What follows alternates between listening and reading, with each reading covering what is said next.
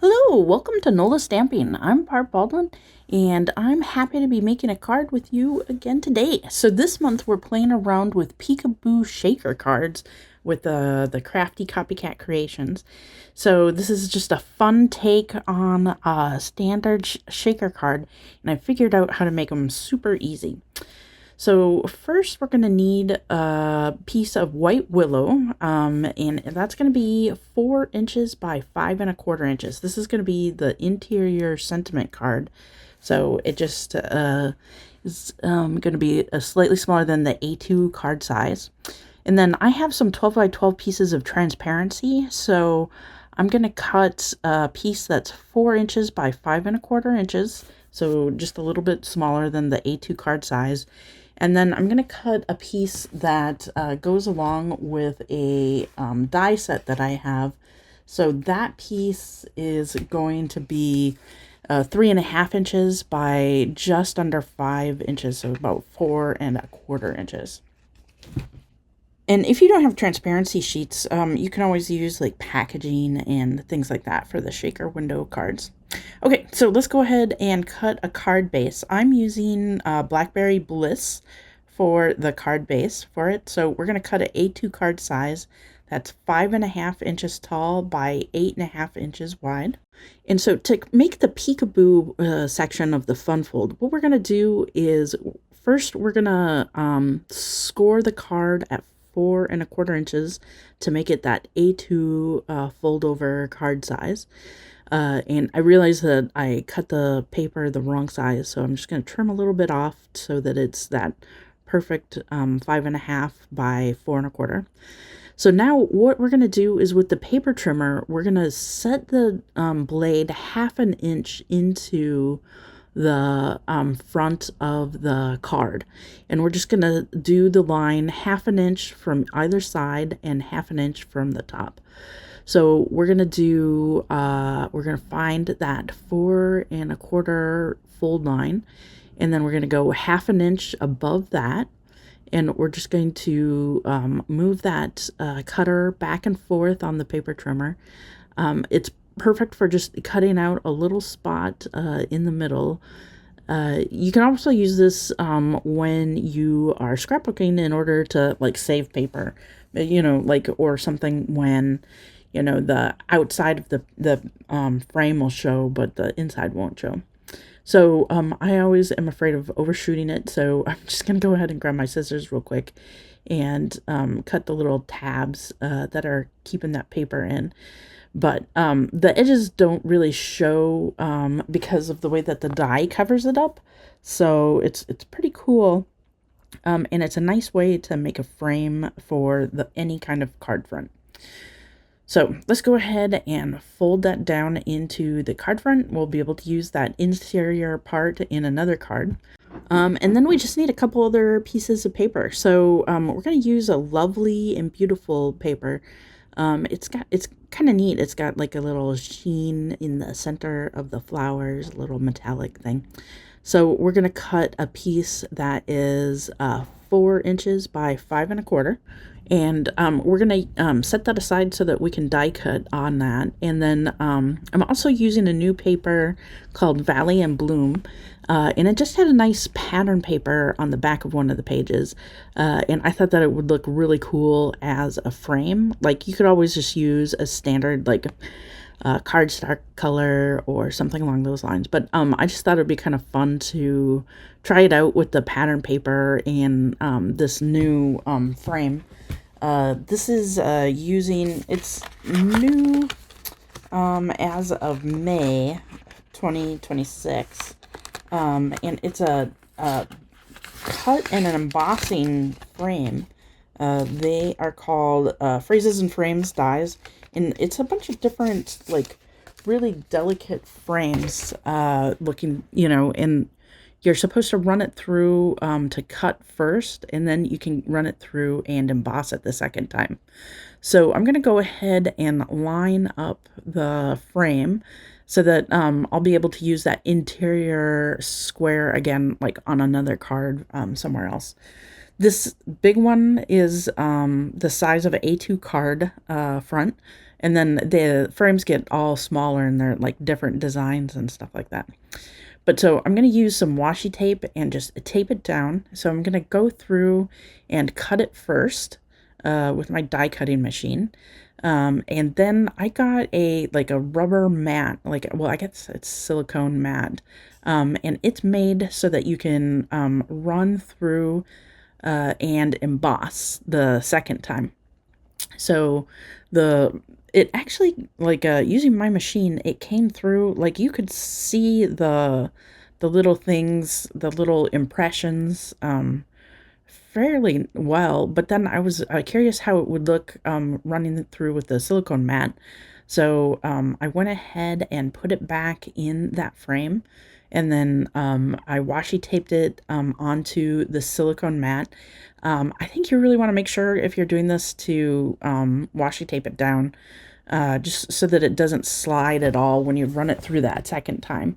And then I set my machine to emboss, and I think you can tell from the screen that it came out really nice. So I was pretty impressed with how that all worked together, and it went really quick and easy. So okay, let's go ahead and cut out a little peekaboo frame from the flowered paper. I'm just going to go ahead and washi tape it down. I'm just sort of eyeballing where it is so that it's kind of in the center of the paper, like on the top. And I'm strictly cutting this one out because I don't need any of the embossed frame. I did save the little frames that it cut out so that I can use them on another card sometime in the future. But for the card that we're making, we're just going to use the outline that it makes and not use the frames for it. And I wanted another sentiment to go on the card front. So I'm going to cut out using the second to smallest stylish shapes circle. Just because it's my favorite. I love those stylish shapes. They're so stylish. So I cut out Blackberry Bliss and the White Willow to use for that. So you can see that, like, I really like how those new frames cut everything out. Like, it actually does a little bit of embossing the first time around, so you don't even have to run it through the second time. But for like a more like embossed feel, you probably do want to do it. Okay, let's get to stamping. There's not too much stamping on this one. So we're going to take that 4" by 5 1/4" and I'm using the Phrases and Frames stamp set. And I'm going to go ahead and stamp on the circle first. And I'm using the, like, Have a Fabulous Day, because it's a nice sentiment, and I really like how it mixes up the different fonts. So that's kind of a nice stamp set that I think I'll be using a lot. And that's another one that just was released. And then from that same stamp set, they have a sentiment that I was going to put on the inside. That's May your day be filled with love and happiness. And it's using that same, mix of fonts. So that'll go together nicely. I put the little frame that we did the die cut on top so that I could line up exactly where that frame was going to go. Okay, so that's all the pieces and parts. So let's go ahead and start assembling. So I'm using some tearing tape, and I'm going to, on the part that I want showing through the card front, I'm putting some tearing tape down, and we're going to use this to just sort of block the inside of the card. So it'll show through, because of the peekaboo nature of the card, it'll show through to the front of the card. And then we're going to take the acetate that's 4" by 5 1/4" and put it on top of that. And then we're going to do another round of tearing tape, but this one, you want to make sure to go edge to edge on this one, so that there's like no areas that any of the little shaker elements could pop out of. So I'm just going to go ahead and use the tearing tape and just go all the way around the edges.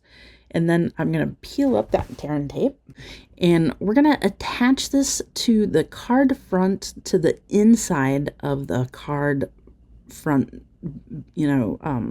area. And so it should have a nice little like 1/4 of an inch, 1/8 of an inch border all the way around the inside. And then see, you can see through the card to the inside. And then, we'll pop that on the outside, and it'll look really nice. So let's go ahead and put the interior sentiment in. And so because it's got that peekaboo nature, we want to make sure that it lines up perfectly with that die cut. And I picked a die cut that is very close to the size of the sentiment. So what I'm going to do is I'm going to sort of pop it into the window and just sort of line it up there, and then sort of tack it down a little bit, and then double check to make sure that everything is right with the borders. And then I'm going to go ahead, and because we're going to build the shaker elements, I'm going to just sort of washi tape it down to the surface that I'm working on, just so that nothing moves around and I don't accidentally hit it and knock all that stuff all over the place. This is experience speaking here. Make sure you tape it down. And so then we're just going to go ahead and build the shaker element box. Because the die is a square, it makes it so much easier. You don't have to worry about weird shapes or anything like that. So go ahead and build it on the edge of the peekaboo part that shows through. And you want to make sure that you use something that's got 3D tape to it. Stampin' Up! Has foam adhesive strips, which work pretty good. So that's good. So you just want to make sure that there's no spots where anything can get out. And then I'm going to go ahead and put the 2 circles that we cut out, the stylish circles, together. And I'm just using a little adhesive and then offsetting the circle just a little bit. Because I'm going to put it in the shaker bits. And it's a little bit thicker, so it can move around a little bit. I just thought it would be a fun little bit of an element to it. And then for the shaker elements, I'm a bit of a magpie when it comes to those things. And I really like to trade with friends. So I'll have a bunch of different things that I've traded over the years. So I have some iridescent stars, and then I've got a couple purple bits. I'm pretty sure they're all left over and retired, but I always find it fun to get a pack and then trade with somebody, because then the packs are always really big, and it's an easy way to trade things back and forth. Anyways, fill up the card front with all of your little bits and bobs. And then go ahead and peel the strips, the protective strips off of your adhesive foam around the square. And then we're going to take that smaller piece of acetate, the 3.5 by 5, and attach that to the front, and then make sure to really press around the edges so that that adhesive really sticks. And then we're going to go back to the tried and true tearing tape, and we're just going all the way around the edge. So we're going to use that to put the die cut frame on. So you don't want it to cover up anything that isn't on the edges. So my adhesive strips were a little bit skinnier than the tearing tape. So I'm just going to use some tweezers and just fold that tearing tape up, and have it just up and over. And then the frame is just going to go all the way around. And I'm just going to go ahead and use my fingers to activate that adhesive, and I'm just making sure to cover up any of the 3D foam strips, and then you just pull up the washi tape, and that card is done. It's ready to just shake all around. And that's the fun of a shaker card. Well, thanks for making this card along with me. I cannot wait to see your version. Don't forget to post a photo or a short video up on the public Facebook group for the Crafty Copycat Creations. And don't forget to stay crafty.